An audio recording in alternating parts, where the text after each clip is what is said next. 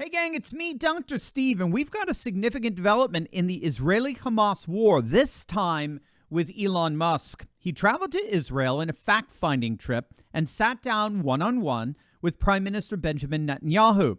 Now, after surveying some of the areas attacked on October the 7th, Musk and Netanyahu discussed the implications of the attack. Okay, how are they being trained to have these, to believe that murdering and having joy at the death of civilians is a good thing, and to stop that training? Well, I think you hit the nail on the head, because we have first a mission to destroy Hamas. Nothing's going to stop that, because if you want peace, destroy Hamas. If you want security, destroy Hamas. If you want a better life for the Palestinians in Gaza who've been hijacked by Hamas, destroy Hamas. All of that is a precursor to the question that you asked. You first have to get rid of the poisonous regime, as you did in Germany, as you did in Japan, in World War II. These were two. There's no choice. There's no choice. So that's a prerequisite. Yes. There's no but choice. But then look at what happened. I mean, what you had in Germany was denazification, and what you had in Japan under Douglas MacArthur was a cultural reformation. Mm-hmm. And Japan that you visit today is so different from Japan of the 1930s. Yeah. Germany that you visit today is so different from Germany of the 1930s. Well, is that possible in the Arab world? And I categorically say, of course it is, because we've seen it already in two places. We've seen it in the Gulf states, and we see that when you visit Dubai or when you visit Abu Dhabi or when you visit Bahrain, you see something entirely different. Sure. There was, in fact, a cultural change there. And let me say that same thing is, in my opinion, happening to a considerable extent in Saudi Arabia.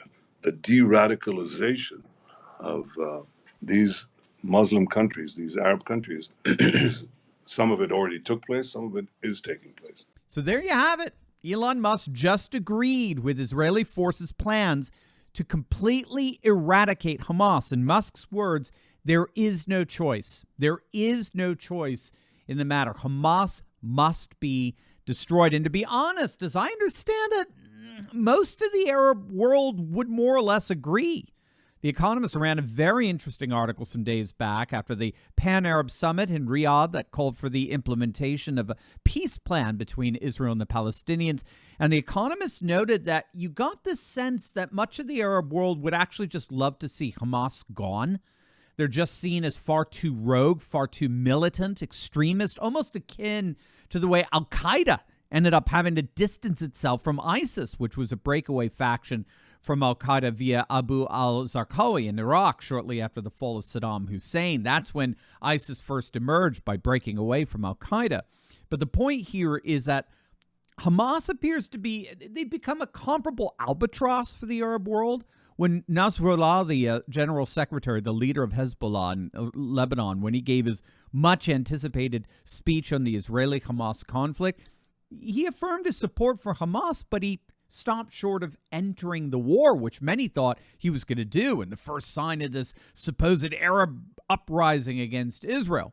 That didn't happen. And again, when the leaders in the Arab and Muslim world, I mean, including Mohammed bin Salman of Saudi Arabia, sitting side by side with the Iranian President Raisi, they called for an immediate cessation of fighting and the working out of a lasting peace plan between Israel and the Palestinians, rather than declare their unwavering support for Hamas. That just didn't happen.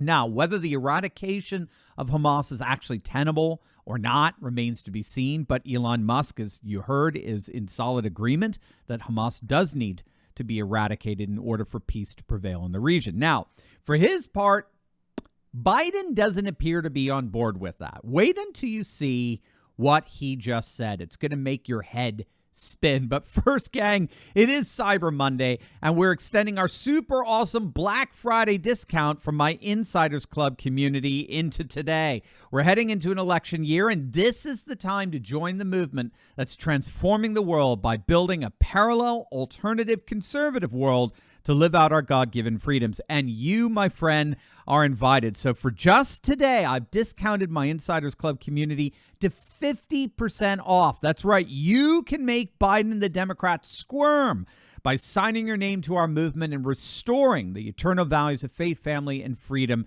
that we all hold so dear. Every week, you as an Insider member can take part in an exclusive Monday live show where we feature boycott and boycott updates so you can vote with your dollars and keep your hard-earned cash out of the hands of woke companies. We take deep dives into the day's most pressing issues and answer your questions. And you even get to network with an international community of courageous patriots building a parallel economy. So don't wait. Click on that link below right now to join our movement for 50% off just for today. Plus, if you become a member now, you'll unlock a special training on how to engage with your woke family members over the holidays, especially with Christmas coming up. You really don't want to miss it. So whatever you do, click on that link below right now and take advantage of our Black Friday, Cyber Monday sale and join the movement on the path to restoring faith, family, and freedom like never before.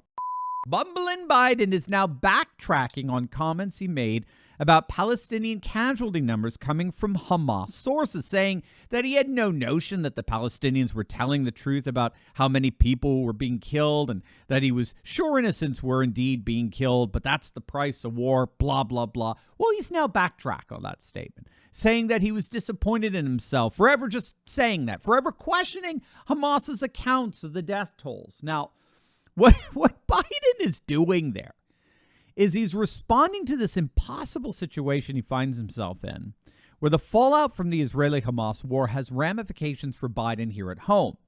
As many of you know, the Democrats are going through a civil war of sorts as part of the fallout from the conflict.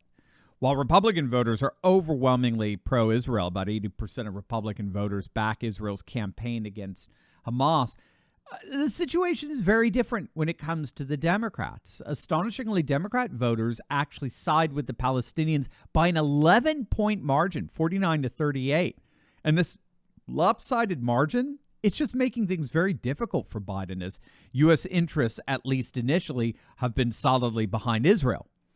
Biden is basically giving Netanyahu the green light to do whatever he wants in the region with American cover, particularly military cover. And that's having profound political consequences here at home for Biden.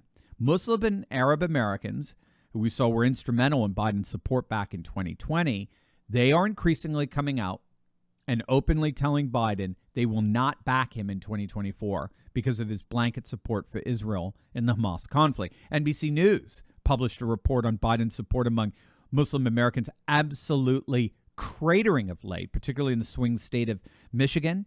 It has one of the highest Muslim populations in the nation. According to this study, a study actually by Biden's own pollster, while 70% of Muslims voted for Biden back in 2020, that support has plummeted today to just 16%.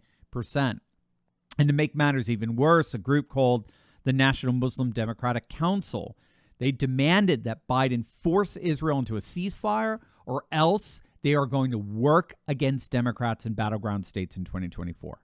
Again, Biden's already suffering politically with Arab Americans. Now they're ready to mobilize and organize fully in order to make sure he actually loses in battleground states like Michigan in 2024. So all of this is to say that the Democrat coalition really is fracturing, which means that Biden has to walk even more gingerly, more unsteadily than he normally already does.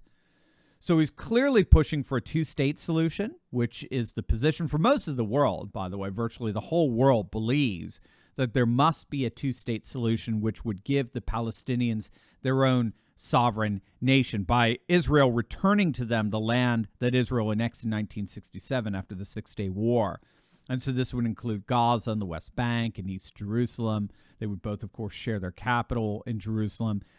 The problem, as I'm sure you surmised, is that no one in Israel is even remotely talking about a two-state solution right now. As far as the right-wing nationalist government of Israel is concerned, those annexed regions belong to Israel.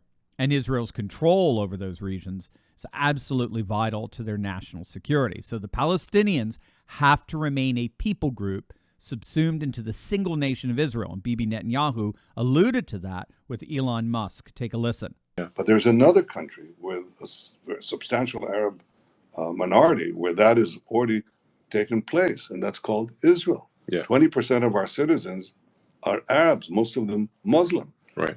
They serve on, in high places in the academy, in the Supreme Court, in the Knesset, and so on. And I'm not saying that there isn't some radicalism there, but mostly there isn't. Right. And in fact, they're integrated into the society.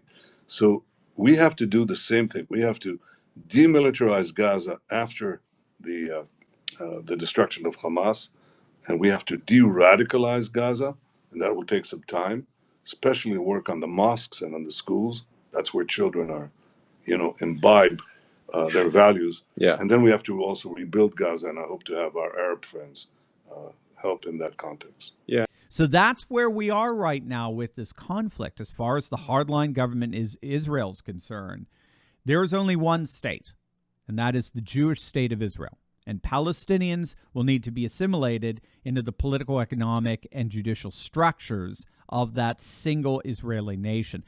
The rest of the world, including the Biden administration, believes that a two-state solution is the only real roadmap for peace in the region.